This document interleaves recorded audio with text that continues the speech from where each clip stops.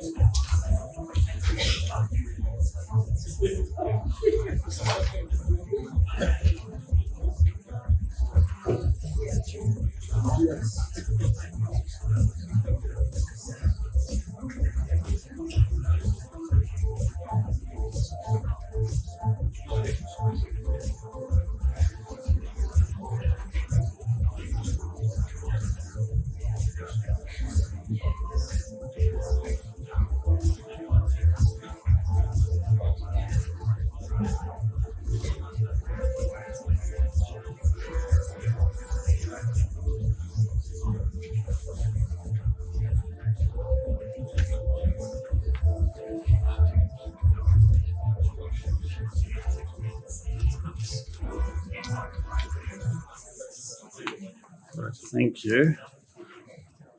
Excellent. So thank you to Jib. Mark Gillum from Jib is here tonight. If that's reminded you of some urgent Jib specifying question that you've got about fixing patterns or fire rating, grab Mark and he'll be able to square you away lickety split. One of the very fun things that I get to do at the school is I teach the contemporary architecture part of the history and theory section of the architecture program. And one of the things that's really interesting to me is the kinds of things that the students are interested in. And one of the things is about the age of the architects that they're interested in. And so they're often kind of putting a lot of energy into studying folks that are kind of old. So Frank Gehry, for example, is 95. Rem Koolhaas is going to be 80 in a couple of months. And so one of the things that I say to the students, I really implore them to spend some time looking at younger architects, so the architects doing work that springs out of ideas and springs out of concerns that are closer to their generation. And that's a little bit symptomatic, I think, of a kind of wider problem in the profession of giving younger architects venues where they can share their ideas and present their work. And so that was the impetus behind this particular section, which is a double feature of two young architecture practices. So we're going to start with Henri Sayes of Sayes Studio. Give the briefest possible introduction so we can jump on to hearing about his work, but has won a couple of national awards in the last few years, and I think has now developed a portfolio of really lovely houses. They're not expensive. They're not using lush materials. There's not kind of concern for intricate, kind of elaborate craft, but just, I think it's an architecture of care. So producing kind of beautifully resolved architecture that is full of care. So on that note, I wonder if you would join me in welcoming Henri Sayes.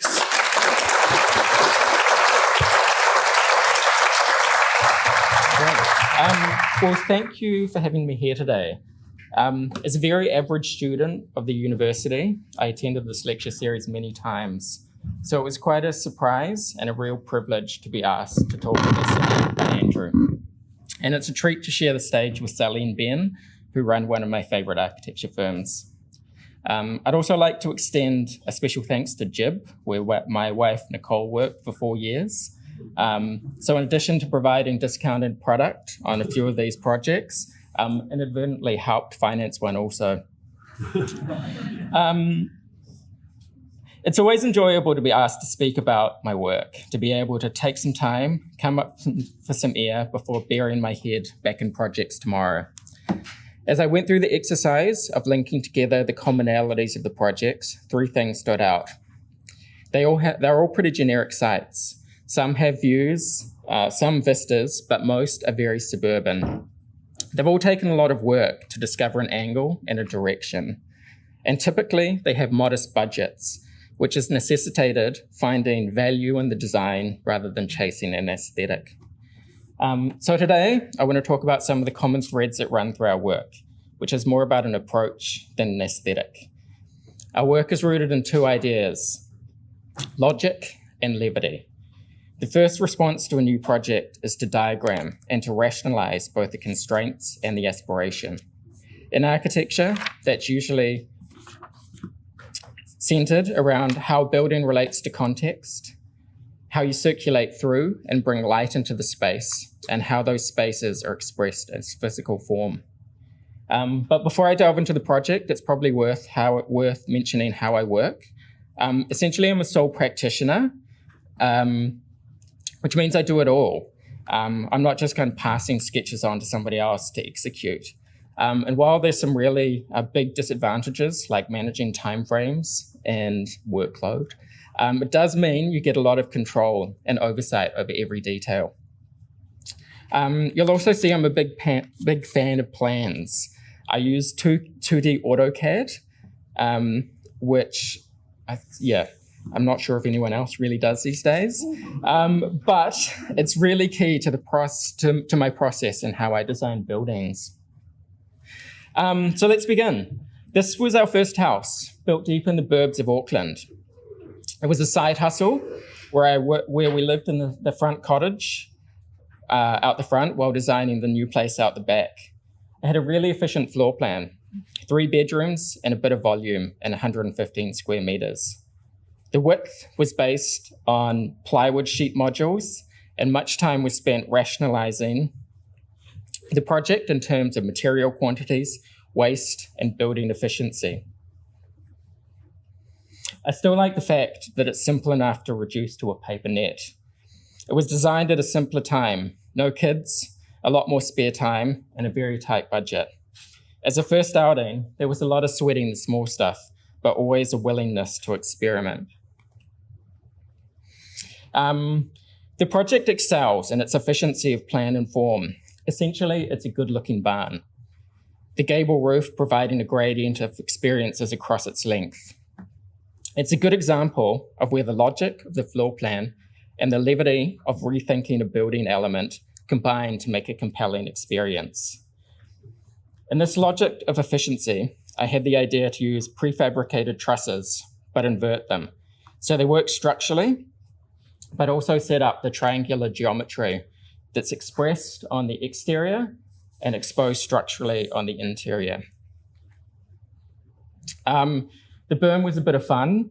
Essentially, we just had some loose soil hanging around at the end of the build and designed it into like a landscaping feature to separate out the entry and the lawn and kind of get it to tie in with the geometry of the house.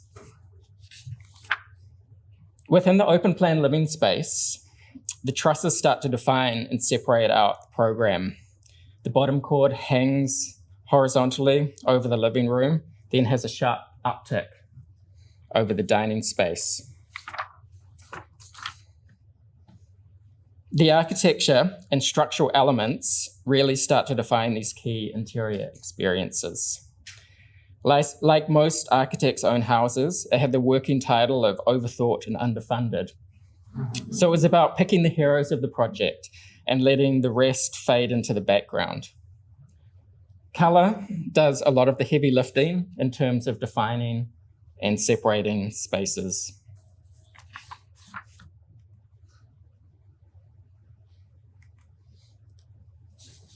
The rooms have strong connections between one another, so you're always borrowing space, and consequently have an awareness of the occupation of others. Being pre-kids, we happily lived with a small safety from falling hazard, just to aid these connections. As a first outing, this project was pretty much everything I'd hoped to achieve as an architect. It won a local architecture award, was published locally in John Walsh and Patrick Reynolds' book, Country House, City House, as well as internationally in Dwell, which at the time was the shelter magazine of choice. Job done. Brick House is essentially version 2 of the previous project. Designed a few years afterwards, and again, a house for us. There are clear references in the sections and elevations to the previous project, but this one shows a looseness in plan and a more nuanced design approach and a bit more swagger. The logic of the project was really driven by the parameters of the site. It's situated on a middle lot with a big house overshadowing it to the north, a right-of-way on the south, and houses on the other edges. Essentially, it was about dealing with the entry and vehicles off the right-of-way and how the house opens up to the north to create a private outdoor space. Essentially, there's kind of like 2 blocks in this plan. You've kind of got your garage block wanting to do something, and you've got your living block to do something. And it was really just about positioning those to kind of like create and respond to those parameters. Oh yeah, and there's an upstairs, 3 bedrooms and a bathroom. Once we had that framework, it was about using the plan, form, and geometry to link those opposing programs. It's a house of 2 sides, intentionally blank to the right-of-way, with a cranked brick wall bridging the garage and the living programs, which in turn developed the entry stoop geometry. And using sill heights and brick screens to create privacy. The north elevation is a further exploration into the linking of these programs, while providing eaves for solar regulation and cover to the doors for Auckland's drizzly summer. It's also where the geometry really sings, with the folded angular soffit above the bank of French doors opening out onto the sheltered courtyard.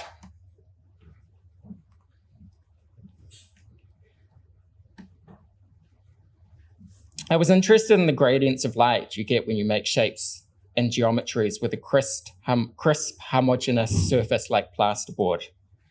This really set up the interior design expression, a sort of sculptural idea. It was about creating surface, which had mass. So there's no architraves or skirtings. Surfaces meet in a very elemental way. The interior is a counterpoint to the angular exteriors.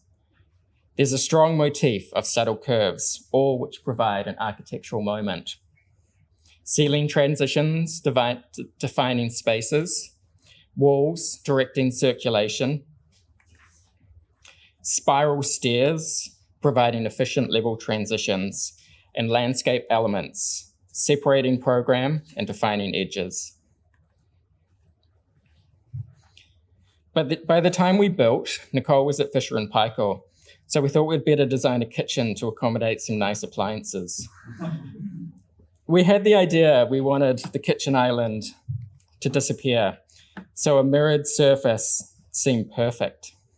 I'd previously floated the idea to a client. It had been quickly shut down.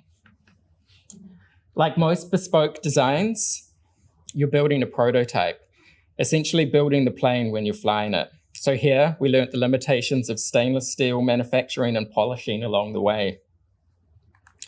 Balancing weight, rigidity, cost, and the logistics of moving a 300-kilogram blade stainless steel guillotine into a house safely.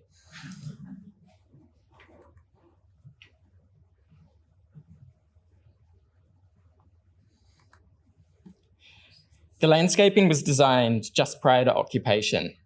and reference the architectural design language of the interiors. A retaining brick seat to the garden edge and a curve defining space. The garden itself is a wild mix of specimen trees and a carpet of ivy, which was slowly, but more recently, quickly consuming the house. This is a house I designed for my mother, Maureen. I thought of this project as a literal twist on a bungalow. It employs a familiar, legible, gabled roof to relate to its suburban context. The silhouette on the entry elevation is symmetrical and unassuming. The organizing idea was about creating something that was familiar but surprising. The brief was pretty loose: a bath, a fire, and a table for 10. The house is designed as a one-bedroom apartment with some spare space for visiting family. The idea being that the house expands as the number of occupants increases, but never feels too large when people depart. Being a rare site, the approach is on the oblique at the end of a right-of-way, rather than having a pure street elevation. As a response, the gable cranks on the ridge to form a welcoming entry, and the stair extends past to give a clear hierarchy. Open the doors, and the ceiling flicks up to these huge panels of glass that look out into the garden. They're completely oversized for the scale of the house. It's more a wall of garden than a window, but that's the levity of the place, the generosity of the windows, which lead your eye to the greenery and the canopy of the Kahutara above. The dining room was conceived as a room in the garden, with windows on 3 sides, giving a feeling of being immersed in the landscape. The fixed glazing gives the opportunity to bring planting right up to the windows, amplifying this idea. It was about letting the garden and the trees outside be the focal point and the main moment of colour and movement in the space.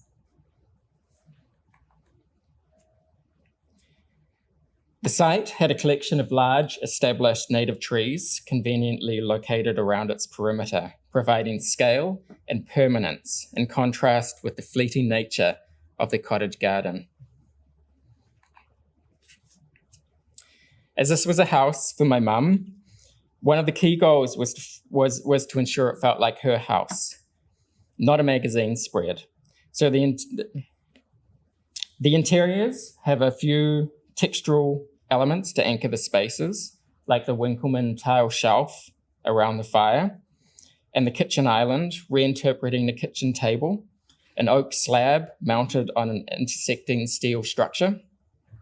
And Bean Square provides a very democratic space to socialize around. And here are a few moments just for one.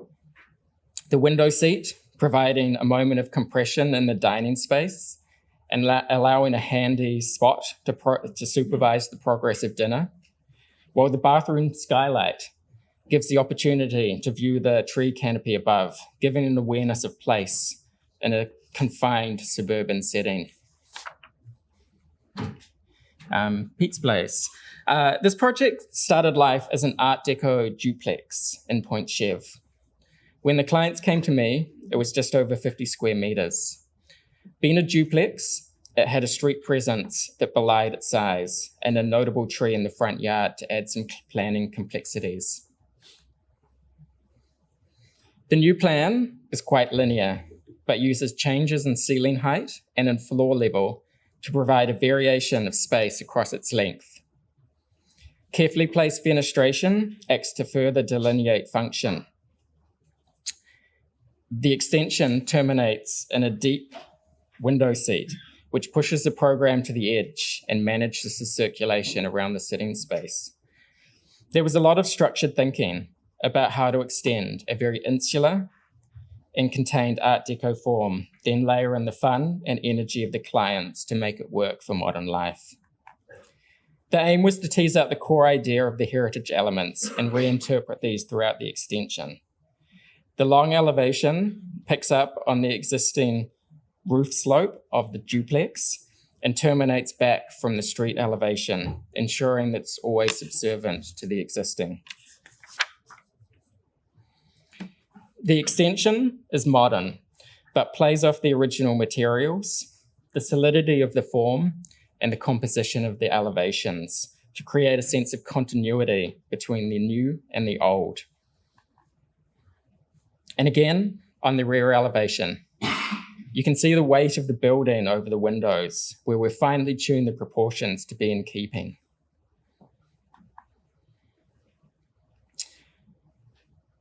This idea was translated throughout the interiors, like battenings on the ceiling.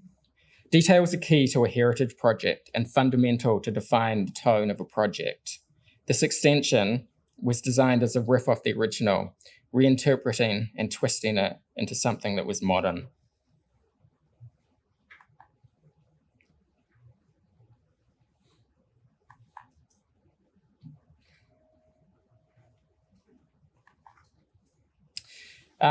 The construction and fit out was managed by the owners, and here are a few moments they picked up and executed to perfection.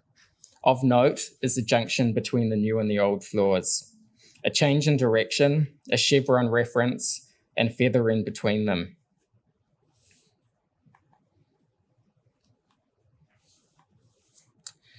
I've been lucky to revisit this project recently, this time with some new owners, where we added 2 new structures to the site. To the front yard, a garage and workshop, which doubles as a band practice room, and to the rear, a studio space and fire. The clients were super fun on this one, which is directly reflected in the outcome. The garage is curvaceous and 2 tones of pink, Art Deco on steroids. The studio was a particularly interesting design exercise, and has been thought of in its 2 states of use: as a studio with its doors and screens in various stages of openness, and when the screens are closed, as an active edge, adding amenity to the garden. The outdoor fireplace is embedded in the wall of the building, creating a space for socializing. It was important not just to place a building in the backyard, but ensure that it was adding more reason to leave the house and engage with the garden.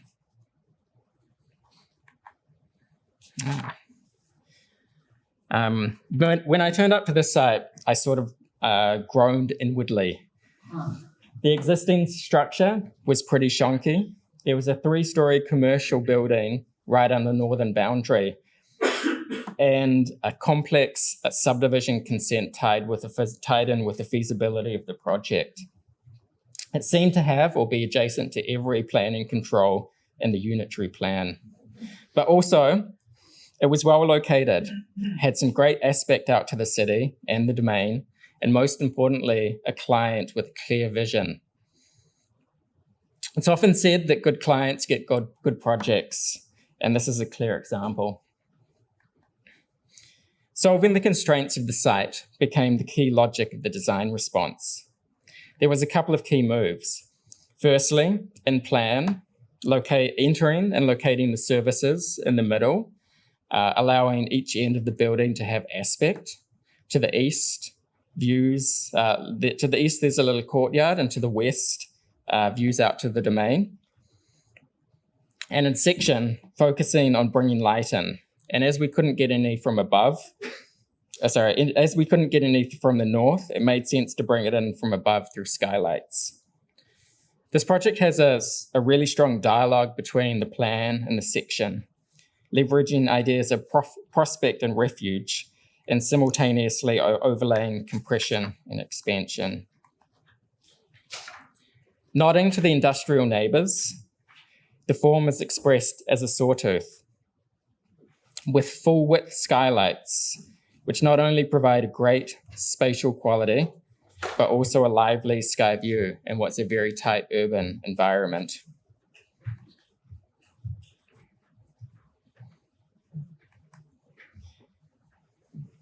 Due to the heritage overlay, the cladding is weatherboards, and a veranda was added to the front elevation, referencing the cottages down the road. the other way down the road, just so you know.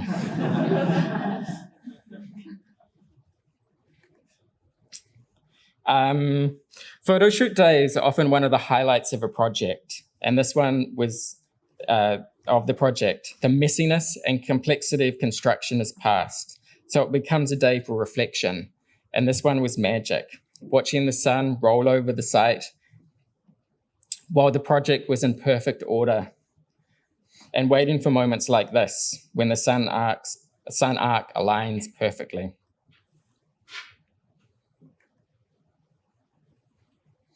The interiors were heavily led by the owner and are unfussy and really work to play up the architecture and light quality.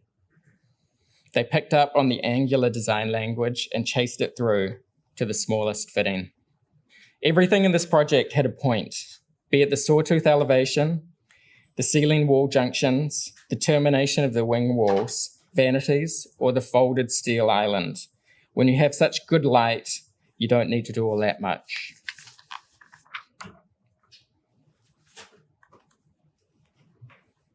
And this is a large Remuera house was completed a few years ago, but still hasn't been professionally photographed. It's built on a sloping bank with proximity to a volcanic crater. The diagram and plan talks about stretching the length of the site and maximizing the northern aspect while closing down the neighbors on the east and the west. The long section is about adding volume to the center of the plan and referencing the gabled neighbors, while the short section is about providing generous cover for solar regulation while still providing sky views through clerestory windows, while the decks and ground planes extend to crop out the houses below. And here's a glimpse of it.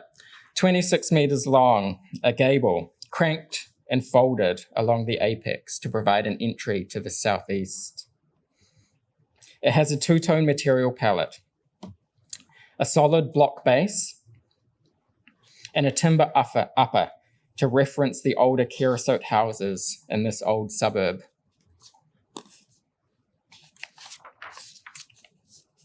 Spread over 3 levels and 450 square meters of floor area, there was a tight logic in how you create presence without losing the human scale. And layered on that, how we added levity by amplifying those more intimate moments with changes in volumes.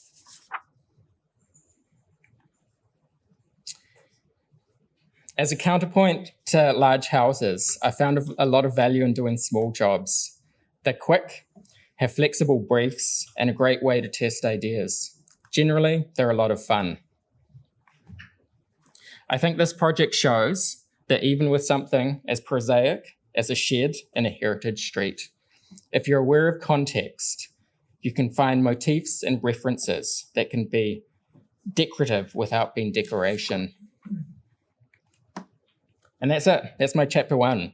Thanks for having me. And like everyone else, I'm looking forward to the headline act taking the stage.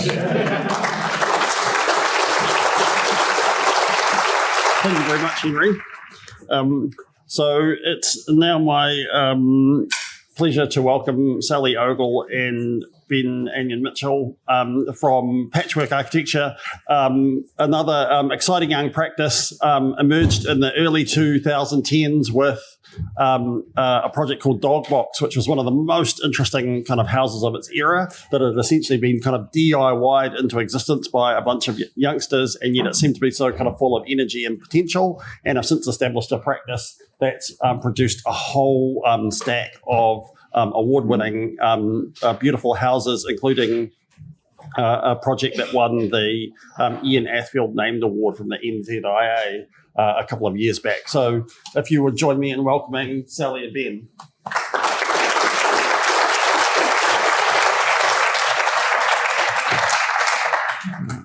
Well, thanks for having us. Thanks very much for inviting us up, Andrew. It is, as Henri says, it's nice to reflect on the work occasionally rather than just chipping away at it all the time. We are going to probably talk way too fast because Andrew's already told us we've got way too many slides. we're going to loosely talk about some peers of projects, that one a bit older, one a bit newer, that kind of take the same idea and try it out in different ways. Cool. Hi, I'm Ben, by the way. Yeah. We didn't prepare notes like Henri, so we're just going to ramble and flick through about 160 pictures. So now we've been harping on about this house for like the last 10, 12 years. So sorry if you've already heard all about it, but it's a good starting point. It was literally the starting point. Yeah, the starting point of our practice, and it is kind of reoccurring themes in other projects. So the DogBox was built in Wanganui on the cheapest section available at the time in the whole of New Zealand, pretty much. And it was started, it was designed around these trusses, these 5 trusses that were bought from a paddock in Te Awamutu for $400. They didn't look beautiful and blue like that. They were completely rusted. So this is us painting them in one of my dad's giant sheds in Wanganui. So we took those objects and designed this house that was kind of about designing something as lovely as possible but as cheaply as possible. So every single decision we made was about cost. So haggling for materials off Trade Me and using our own labour, keeping the thing as small as possible, and also right throughout the process, it was every decision. We had no money. We were graduate architects. Yeah. So is the ground floor plan. So the trusses are basically, the inside of the house is inhabited half of the trusses, and there's a little pop out at the back just to get a little bit more room. And one of the ways we made this house smaller was by putting the hallway outside. So you go up the stairs outside, and you have this lovely sunny veranda facing west where you can circulate instead of like a hallway. It also means that all of the rooms that are upstairs can open to fresh air and sunlight. There's also a sort of an outdoor bath, and it really, the upstairs expands into the veranda. Upstairs plan, so you can see these kind of cutouts, push-outs, cut-ins, I don't know. But yeah, the bath deck and little deck, greenhouse. I don't think it ever got used for a greenhouse, more for drying laundry. Yeah. Really good for that. I've been living there for the last 7 years, so I can, attest it's a really nice place to live, and you don't get wet in a storm when you're going to your bedrooms. So here, this is me and Sally and Tim and Caroline, who are now spacecraft architects doing amazing work. So we built everything ourselves. Which was the main way we saved money. Yeah. Here's from above, us like learning everything as we went, string lining, profiles. We learned a lot about concrete formwork, including how much timber goes into making shuttering. A lot, but also because we were so cheap, we de-nailed everything, put it back in a stack, and then used that for the walls. And we used manual labour for everything, so we had no cranes or diggers or anything. So this was the neighbours carrying the tantalise poles for a box of tuis or whatever it was. We didn't have scaffolding. That was another cost saving. That's a crane we made out of 4x2.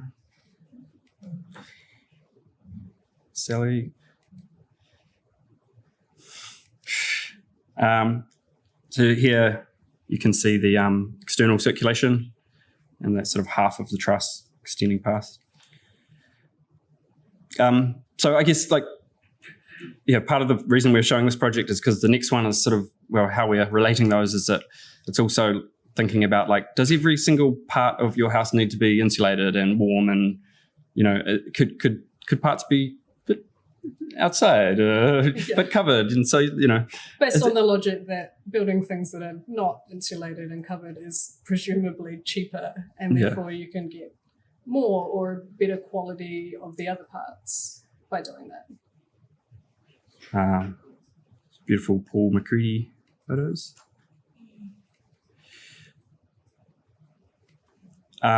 So we thought we'd hit the big time with this. We were on the front page, technically on the front page of the Dominion, building a dream for $160,000. But you might remember it as the day that nude jogging was ruled legal.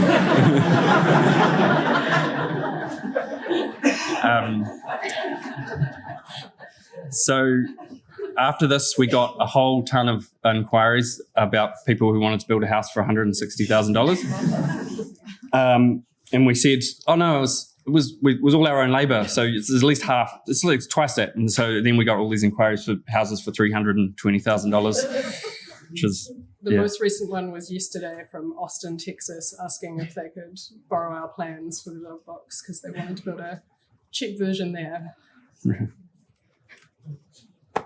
So this is a more recent and not yet photographed project in the Manawatu, I guess we call that, a riverside holiday house.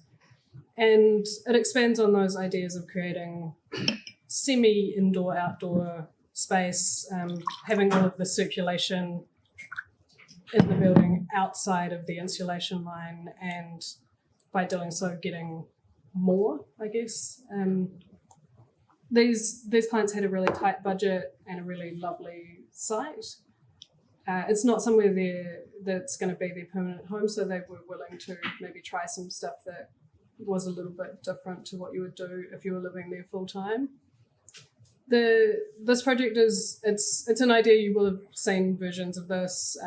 The Hill House, there's a more recent New Zealand one as well, but of building a larger shed and then some pods within that with the functions of the house. So in this case, obviously big square shed with this deck running right through, big roller doors on all four sides to get views, sun, ventilation, and then there's smaller pods with the functional bits inside it.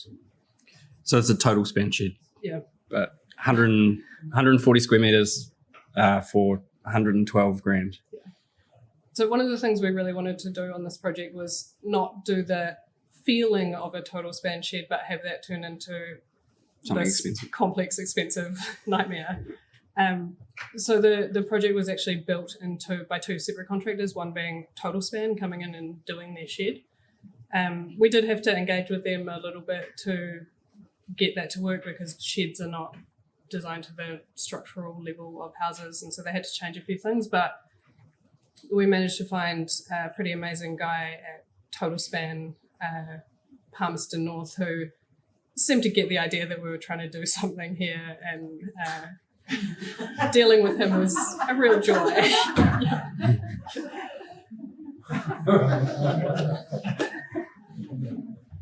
So he was helpful, keen to make it work for us. And so the shed went up in about 2 weeks, and that was that. And then it was a dream job for a builder to come in and work in a fully enclosed environment and putting these. So the shed's fully translucent, and then these pods go inside with the ability to put some roof decks and tents and things on the roof, big deck running through the middle of the space. And it works, it got our clients a lot more square meterage, basically. And because it is a place they come to intermittently, just being able to put stuff inside the shed but not inside the bedroom is actually super practical for the way that they use this space.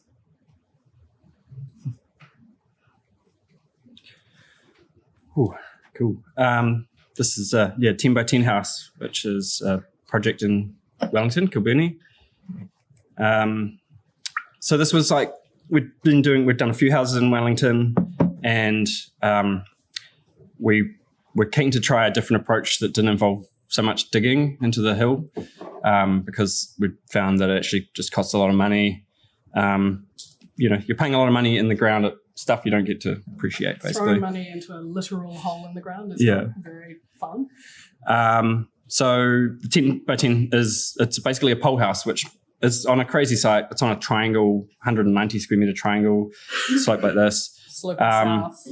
But yeah, by raising the thing up on poles completely, we were able to have like just a really rigorous grid plan. So this is the ground floor.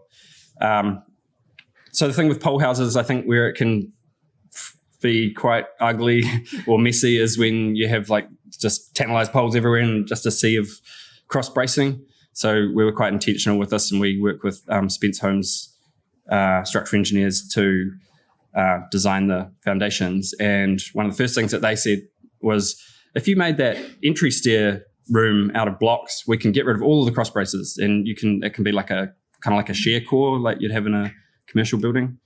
So that was a real win, I think. And it's so nice to have an engineer suggest something and you're like, yes, that's an improvement. Massive improvement. Yeah. So upstairs plan, so the downstairs is a 2.7 meter grid and upstairs is 900 as we do. Super efficient plan.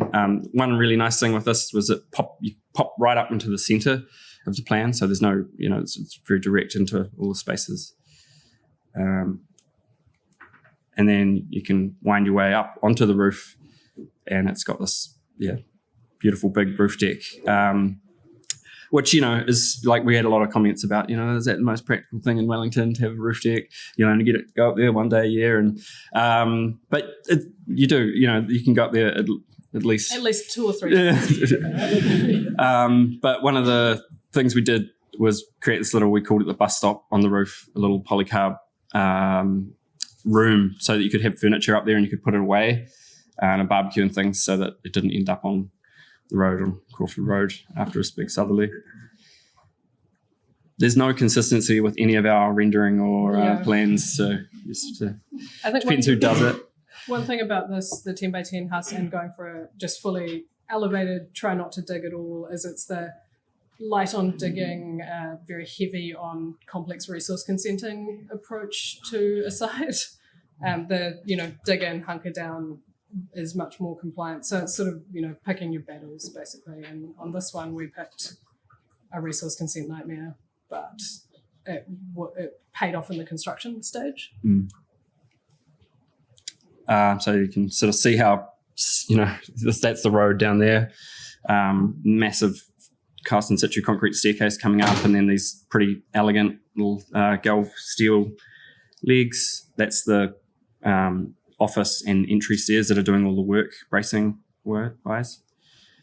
A nice view out to Evans Bay. You can kind of see that 2.7 meter grid through there.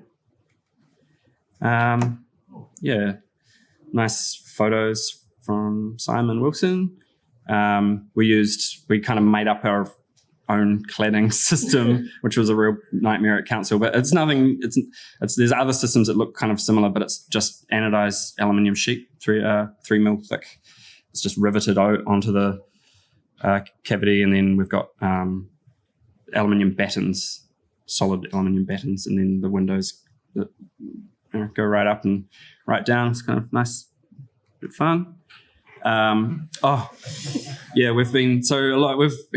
We've got NZA awards for some of these projects, and the NZA always do like a stuff thing, and so we've been trying to record some of the comments. That was for the 10 by 10.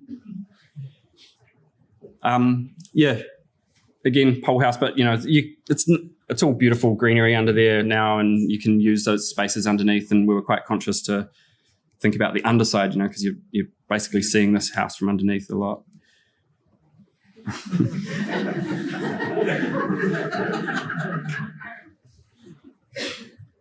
There we are on the roof.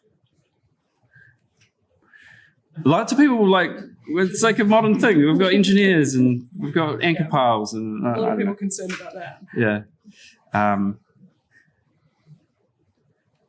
guess we're always also, this house is probably a good example of trying to get functional flat outdoor space on really difficult sites, is also something we're often looking at in our projects.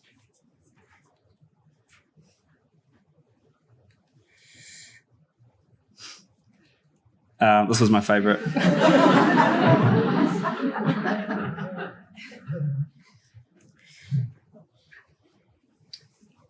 This is a house in Titirangi, relatively recently completed, which takes some of those ideas of the 10 by 10 house. So it's a pole house again, hovering over the ground.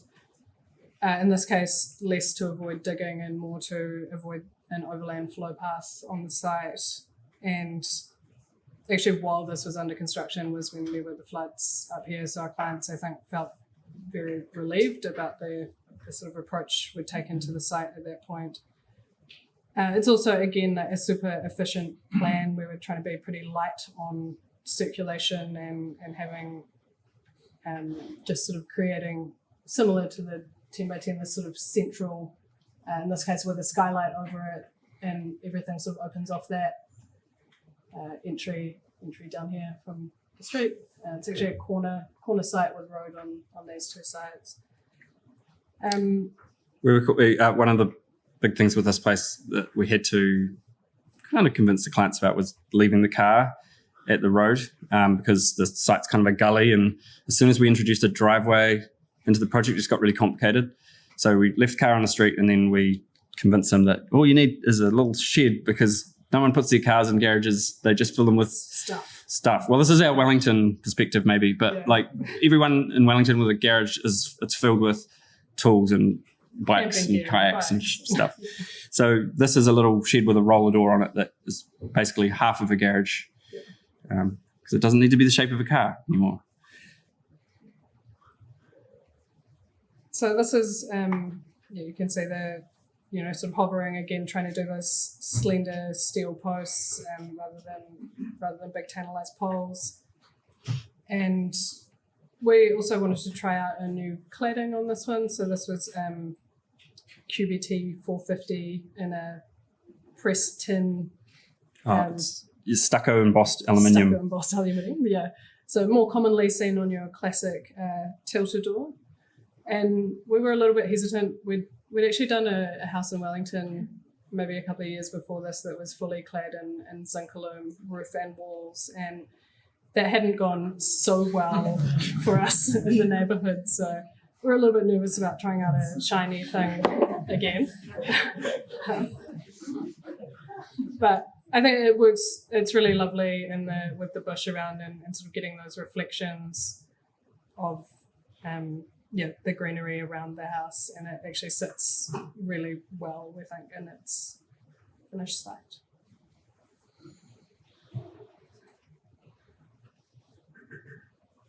Ooh. Gonville Pool House. So this is kind of happy, sad project for me. Gonville Pool, I learned to swim. I went to Gonville Primary School. So this is in Wanganui.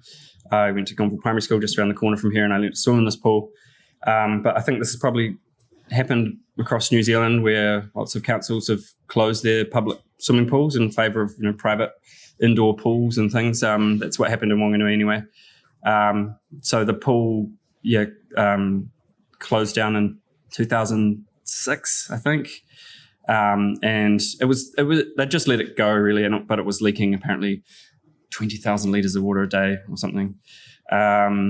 So yeah, that happened. Then they put it up for sale. Basically, I think there was talk of it being demolished, or there being townhouses there, or getting subdivided. So my dad bought the property, which is this pool complex, that big hall you can see, and then next door over one, another small hall for, I don't know, some small amount of money.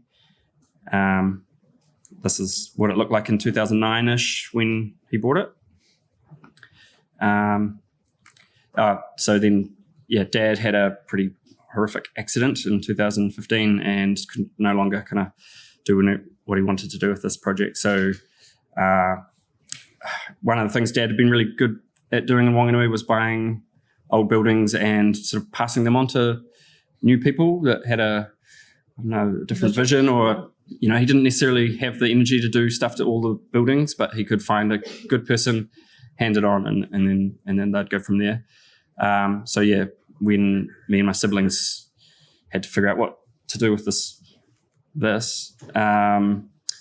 we found Frank and Emma. So Frank Stark and Emma bugged in, and they said, "Sell it to us, and we'll we'll build a house. Maybe we'll get Patchwork to do it." And I was like, "Great, sounds good." Yeah.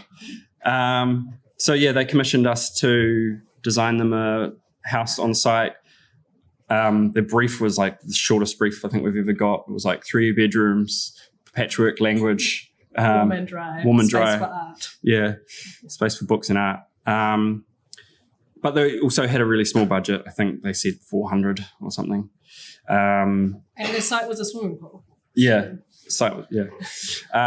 So yeah, this was our first crack at it. Really was basically let's demo some of these changing sheds that are basically falling down, and then create this long rectangular building that just looks into the pool, the big pool, and then we'll fill half of it in, turn it into an orchard.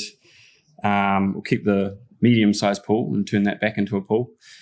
Yeah, and that was that. So really, really basic planning. And I think one of the kind of things we wanted to play with from the start was this idea of the little pool flag trusses, so steel trusses that would reference pool lane flags. And so we sort of designed around that, and then we called all of the different rooms on the plan lane 1, lane 2, lane 3.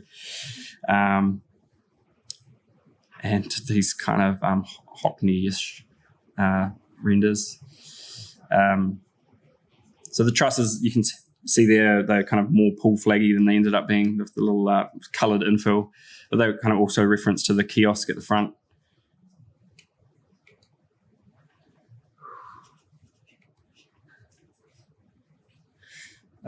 We take note of the swan in the pool there. So yeah, this one of those projects that just kind of was quite easy, really. Like Frank, just we weren't involved in site supervision, but he just like hustled it into being. Yeah.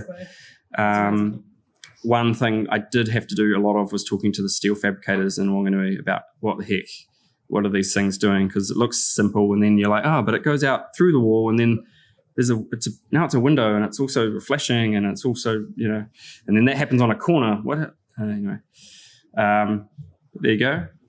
Everything was super pared back because it was all about cost again. Like Frank was like, "What color are the trusses?" And I said, "No, whatever color I want them white, but you can have whatever color." And he's like, "Well, they just turned up zinc arc sprayed, and it's this great silver color." I was like, "Great, yeah, leave them at that." Construction photos.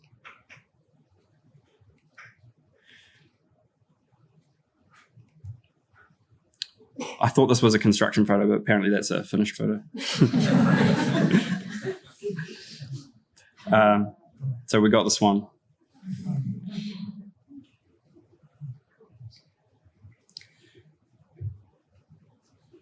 Anything to add on this one? No. Yeah, and they built it for like 450,000. So I don't know how. I think just by getting a builder on charge up basically and just cracking the whip the whole time. Yeah.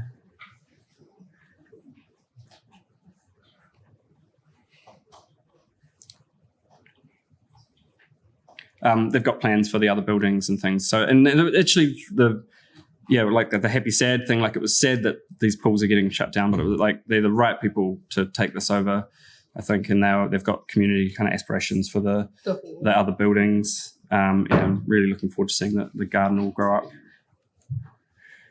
Oh, yeah, and again, that's some great feedback on this one too. I thought that was pretty accurate, actually.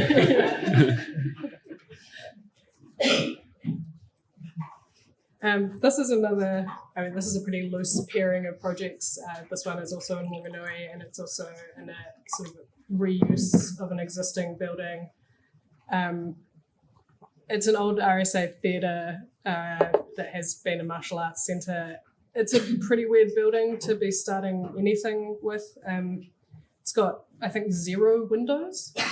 Yeah. And the taller part at the back there is that's a concrete frame structure, but it doesn't have any floors in it. It's just sort of 3 stories of terribly seismically prone concrete frame.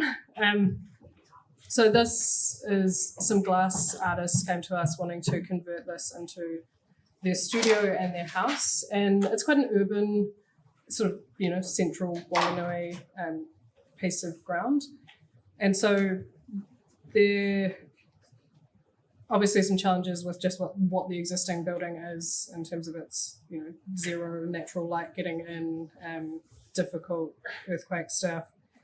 So the glass artists wanted to turn the front half into a glass studio and the back half into a house. And we're now quite a few iterations deep on this project. This was one of the first ones, turning the front into their studio and inhabiting that 3-story frame, cutting parts of it out, and obviously trying to get some light and creating outdoor space in the site. We then looked at... That was too expensive. Yeah.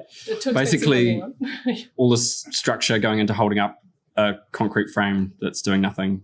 It was just horrendous. So version 2 just ditches that entirely and extends the gable of the front part of the building.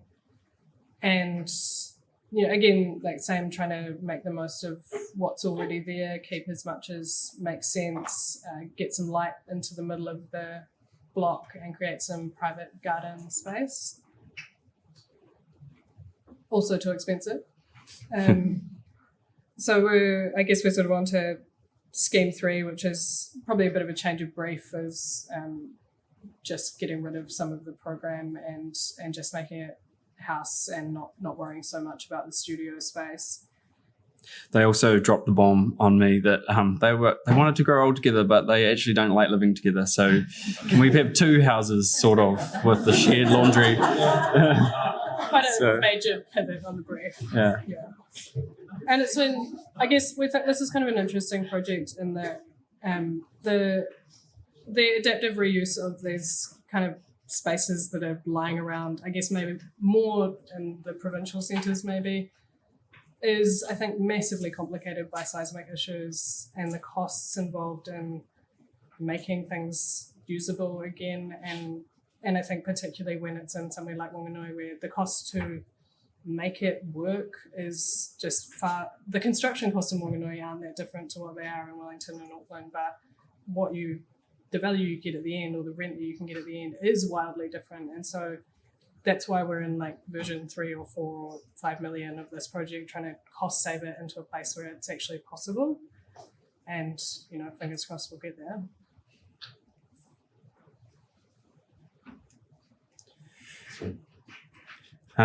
We better hurry on. Yeah, we'll try not to too long. Second to last. Hook Ridge. This was always a joke name for the project because it was like, there's a hawk up on the ridge, and I think Simon suggested it as a name, and his wife said, "It sounds like a wine. It sounds like a wine brand. Like, I don't want that." So, but we're stuck. So we swapped some photos for the design work of this cabin. It's for our friend and photographer Simon Wilson, and yeah, we were like, well, I don't know how much your photos worth? Like, what's a Photoshop worth? Anyway, I sort of said to him, I don't want to do like a massive full set of working drawings, but you can have a SketchUp model and a floor plan. And he said, fine. So we made him this reasonably detailed SketchUp model. This is the unconsented Schedule 1 sort of 10 square meters. Each one's 10 square meters. And built by Simon, who's a photographer, not a builder. So it had to be really simple. And I guess we started thinking about this. I always really loved those, like when you're in a coastal community and there's just someone buys a section and they move like a caravan onto it, and then they move a shipping container, and then they have an ablutions, lean-to. It's like maybe, and then probably eventually get rid of all that and build a big ugly batch. But maybe that's all you need, I think, was the sort of starting point of this project. So somewhere to sleep, somewhere to hang out in when the weather's bad, somewhere to hang out when it's nice, in the shade, or out of the rain, and very limited cooking. And you'll see the arrows. So there's a composting toilet way up the hill and a shower way down the gully, and yeah. And again, trying some of those similar ideas to the DogBox of semi-outdoor, indoor, sheltered, usable space, just extending the footprint of what you can have. Yeah. So there it is. So this scaffold pipe, basically straight off the shelf galv pipe with corrugated iron screwed onto it, and that sits on top of these little wooden boxes. Simon salvaged the doors, I don't know, of Tradeby or something. And built it basically single-handedly on his weekends, like somehow for very cheap. But yeah, it's quite lovely. So these are actually David Straight photos, because I think maybe photographers have got a weird code where they won't photograph their own work. And there was actually only one of those tri-school buggies. The kids were fighting over them so hard that we had to Photoshop. It's a compilation of.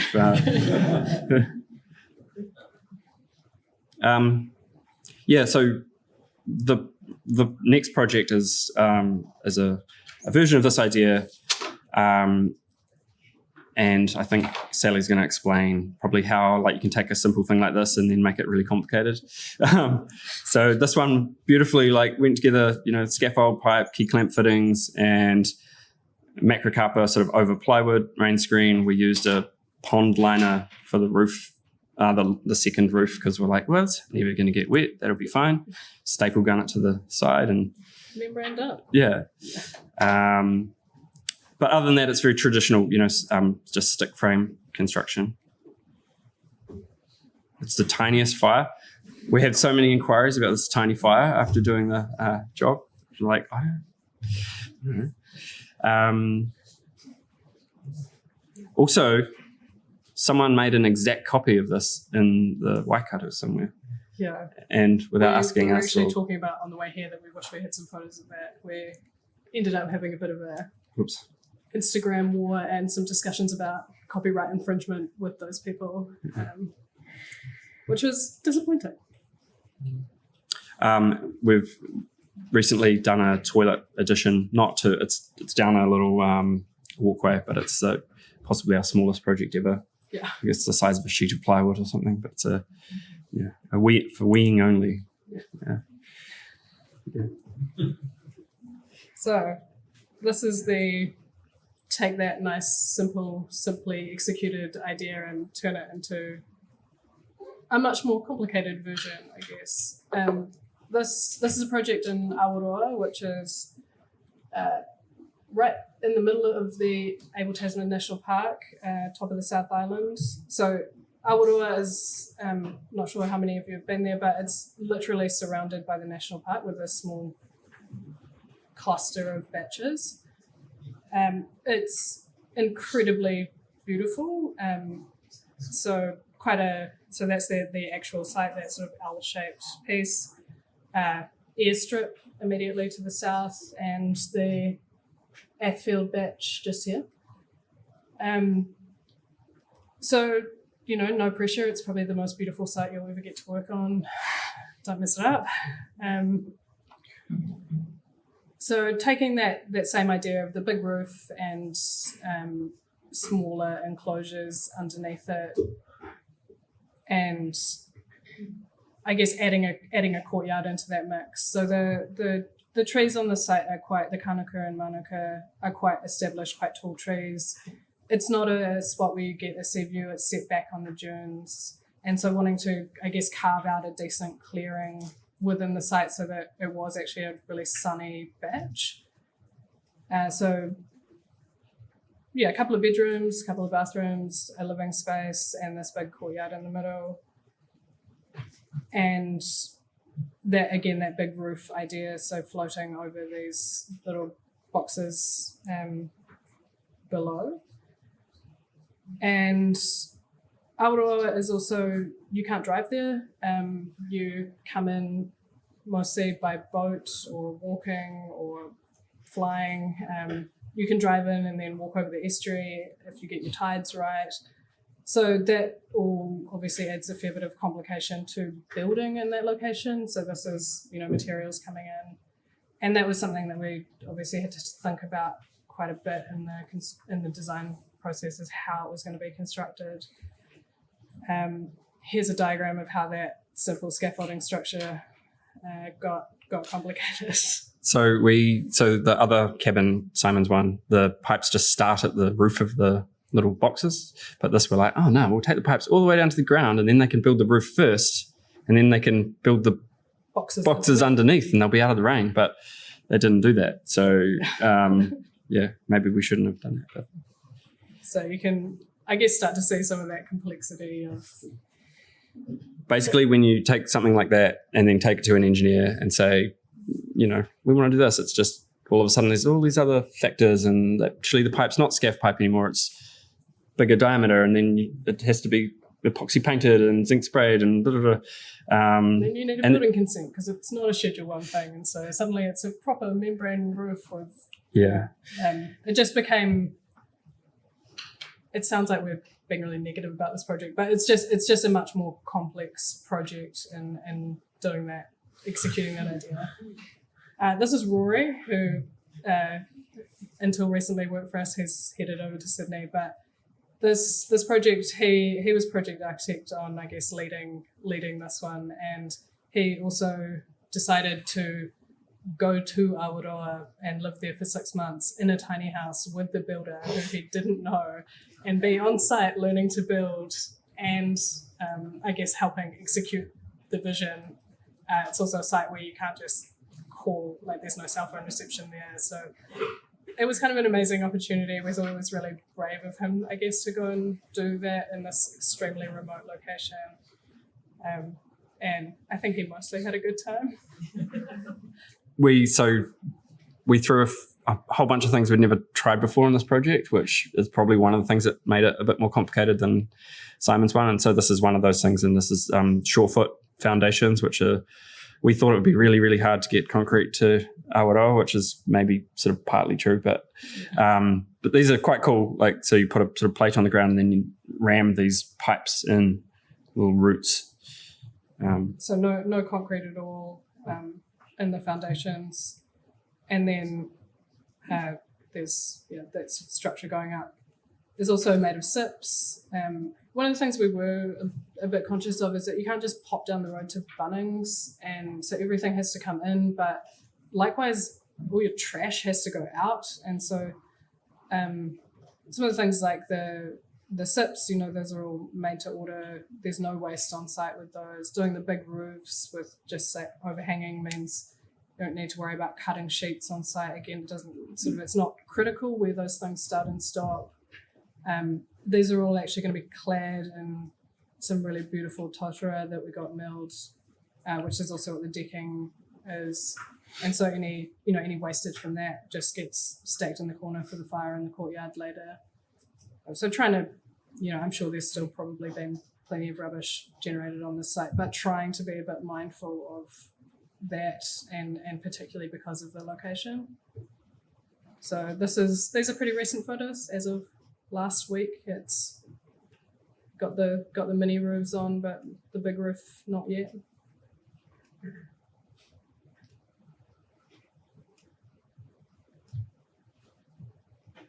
It does feel nice to create that clearing. There's just sort of acres and acres of manuka, and you come into a sunny clearing. So the courtyard kind of is big enough that it feels like it does that.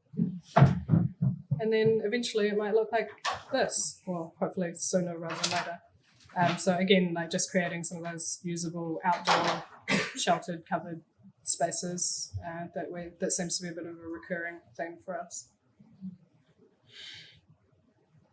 That's it.